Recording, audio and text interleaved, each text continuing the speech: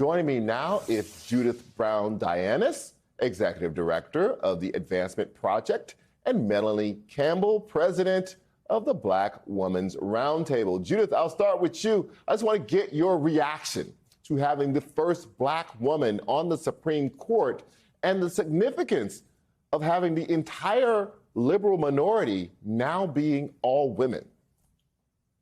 Sure. Well, Charles, as a Black woman lawyer who graduated from law school the year that Clarence Thomas was confirmed, I feel affirmed, and I am excited about having her on the bench. And I think that we need to put it in perspective, right? That this is historic.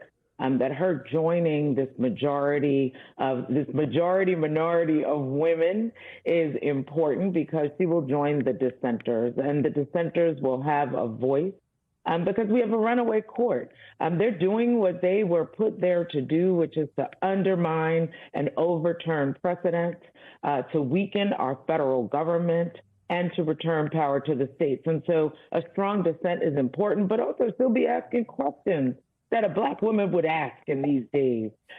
She will be in the room with the justices deliberating over these decisions, and she will bring the experience of a Black woman. So I'm here for it. It's what we can get in these moments, but we have a lot of work to do to change the composition of the court.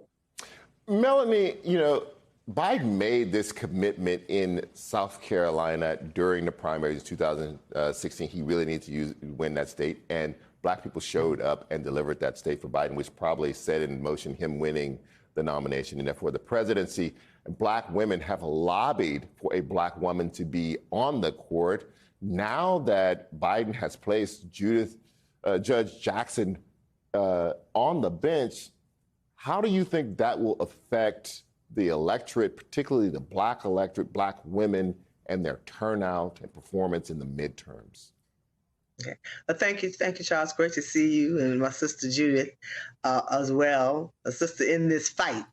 I think, yes, it's a historic moment of seeing her come on the bench at a time where our rights and freedoms are under attack. I think what has happened, what happened last week with Roe v. Wade, what happened just the other day around the EPA and other kinds of things when it comes to even having clean air to breathe in this country. People are paying more and more attention to what's happening on the Supreme Court. There was a time that you could not really organize around the Supreme Court on the progressive side in a real way. I said, but the kinds of attacks that are happening, the Supreme Court becomes much more of I believe, an electoral issue. I said, so having her on there and understanding these are lifetime appointments, it's a civics lesson in a way that we have to have, but I think it's not going to be hard to do when you can point to, here are three people who believe in the role that they play as the equal branch of government, not to be legislators, but to actually look at the law and apply it fairly and with understanding the Constitution, all those things, because really at the end of the day, what they did with Roe v. Wade was not about the Constitution. It was about them legislating from the bench. I said, so the conversations, I'm down here in Louisiana during Essence Festival weekend, and people are talking about it. We did a panel around civil rights, and people were like, yeah, we know we have to fight. I said, so her being on there and her lived experience as a Black woman, I think is a plus. Would it be enough? Would have been enough just on its own? I don't think so, Charles. But I think that having her and understanding that as these things go, when you talk about there will be another day, but there will be another Supreme Court justice, and it just might be during the time of the Biden-Harris administration. We don't know that, but it could happen. Judith, let's talk a little bit about Judge Jackson's lived experience and how important it is to have that in the conversation. The Supreme Court will hear two cases on affirmative action next term. One case is against Harvard, in which Judge Jackson has said that she will recuse herself because of her recent service on the Harvard Board of Overseers. But that would mean that we would not hear Justice Jackson's opinions on affirmative action in that case. How important is it for us to hear her on this case at Harvard? Well, I mean, it's very important, but unfortunately, she probably will hold to her promises of recusing herself, unlike what the other justices did with regard to Roe v. Wade, and she will recuse herself, and not we won't hear from her.